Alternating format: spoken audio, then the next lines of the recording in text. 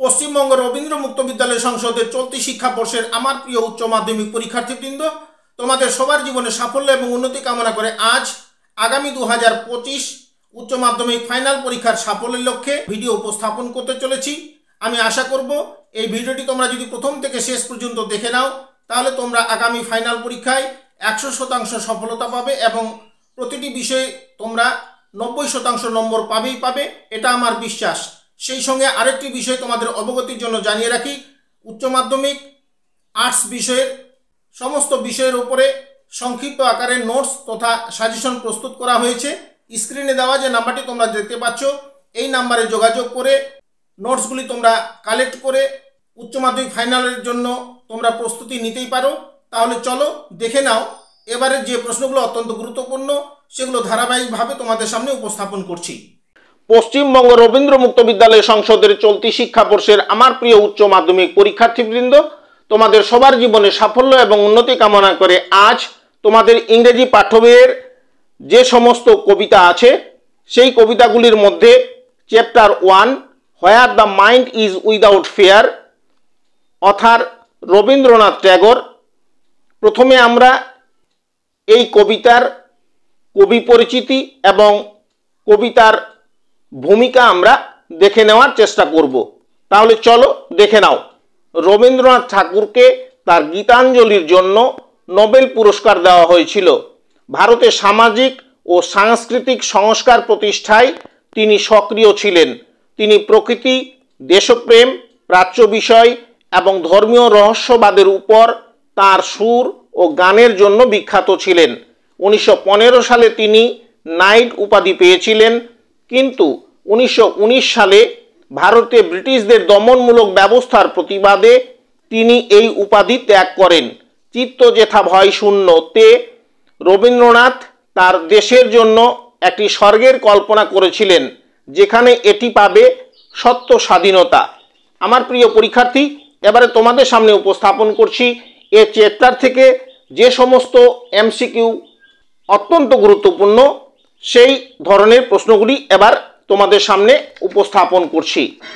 প্রথম প্রশ্ন, question number 1, the poet of where the mind is without fear. সঠিক উত্তর হবে অপশন সি, রবীন্দ্রনাথ ট্যাগর। পরের প্রশ্ন, question number 2, the poet wishes dash to be without fear. সঠিক উত্তর হবে অপশন বি, মাইন্ড। পরের প্রশ্ন, question number 3, a nation is broken up into fragment by narrow. সঠিক উত্তর হবে অপশন সি, ডোমেস্টিক ওয়ালস। পরের প্রশ্ন, question number 4, the poet wants the word to come form. সঠিক উত্তর হবে option D, depth of truth. পরের প্রশ্ন, question number 5, the poem is about. সঠিক উত্তর হবে অপশন এ, ফ্রিডম। পরের প্রশ্ন, question number 6, whom does the poet addresses in the poem. সঠিক উত্তর হবে অপশন বি, গড। পরের প্রশ্ন, question number 7, where does the poem where the mind is without fear occurs. সঠিক উত্তর হবে option A, English version in Gitanjali. পরের প্রশ্ন, question number 8, into the heaven of freedom my father led me country awake. The country referred to here is. সঠিক উত্তর হবে option B, India. Question number 9, dead habit in Tagore's poem means. সঠিক উত্তর হবে option C, unchanging habit. Question number 10, the poet wants his countryman to live with. সঠিক উত্তর হবে option B, self respect. Question number 11, how many time does the poet use to turn where in the poem. সঠিক উত্তর হবে option C, 7। Question number 12, according to the poet dead habits and customs are guided by.